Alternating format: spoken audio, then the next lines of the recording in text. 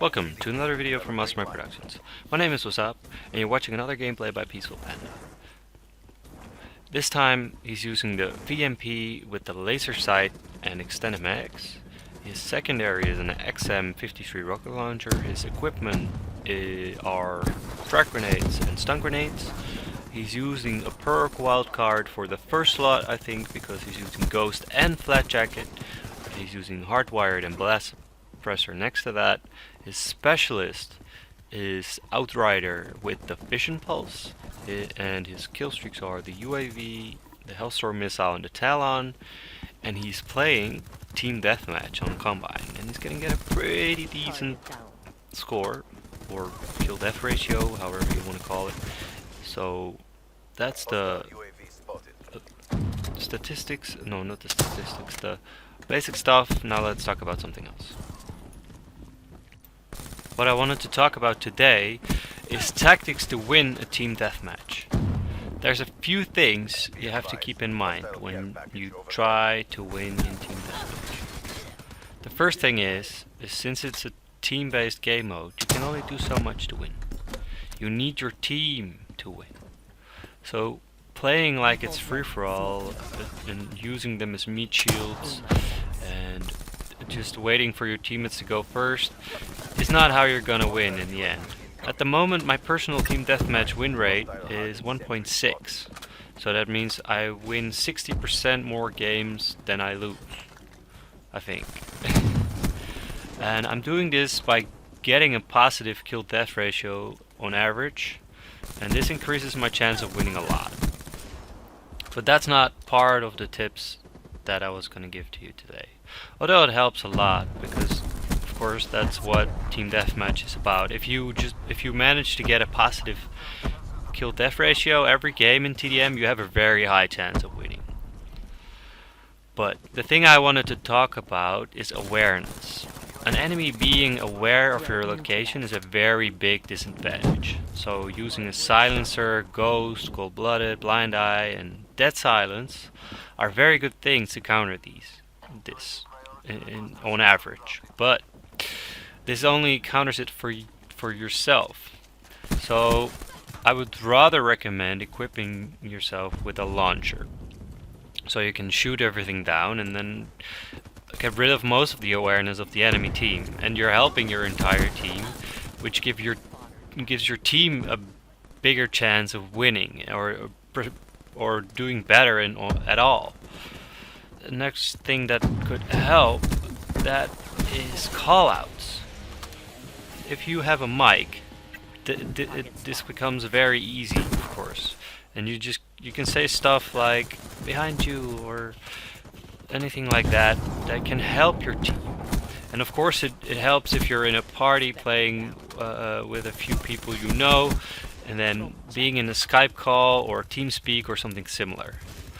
And callouts can be anything. It can be they're coming from the right flank, they're behind us, the spawn is rotating, anything like that gives you a little bit more awareness of where they're coming from.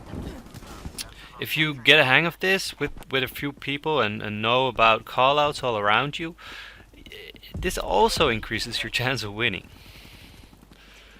And if you combine that with fighting the awareness and getting a positive KD, then your win chance just goes up and up and up. But of course there's more advanced tactics that you could use, but this is more for people that play in a party. The thing you could do is if you're in a party with more than 3 people, I recommend at least 2 launchers. And of course, if you're with 6 people, I'd recommend 4 launchers, just because you can shoot stuff down really fast. And I'm not talking about all the big kill streaks that need to be shut down. I'm talking about the UAVs and the counter UAVs, because those are all over the place. And I know Call of Duty 3 is a game where kill streaks are shut down very easy, but if you can shoot them down straight away, then the enemy just wasted their time getting points for a kill streak, which they're gonna get nothing. No kills, no awareness, and you get points towards your own kill streak. So it's the best thing to do is just shoot stuff down straight away. And It works really well if you do it as a team. Something else you could do when you're in a 6-man party is picking 2 players that are going to be your carries.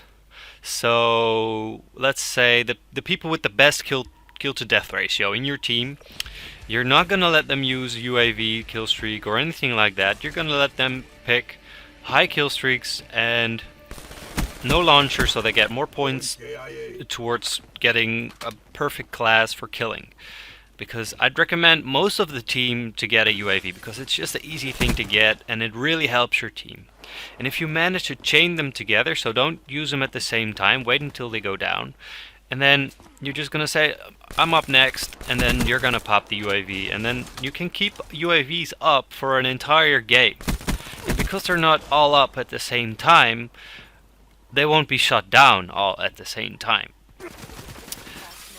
So that's something I wanted to say. And if you can manage to get your carries going, so they get their Wraith, they get their Mothership, anything like that, you have such a big chance of winning, because they just secure the game. And you have to, like, the carries need to be carried, because they need awareness, they need to be invisible. So they can use a silencer, and that's silence, but you don't want them to use blind eye or ghost, because that's a waste, because you can use other stuff that's really good as well. So if you combine this as a 6-man party and you just try to carry your carries, then it's safe to say that you can get double the wins and then you're losing. So I think you can get to a 2.0 win rate if you do this for a while. I think this is enough for today. I wanted to talk about a lot of more game modes and talk about tactics to how to win, but I think this is enough for Team Deathmatch for now. There's a lot of stuff you can do to win, but it's too much to put in a video at once. So I hope you enjoyed, and if you came this far into the video, please leave a rating. Let us know what you think in the comments down below, and I hope to see you next time. Alright, peace out.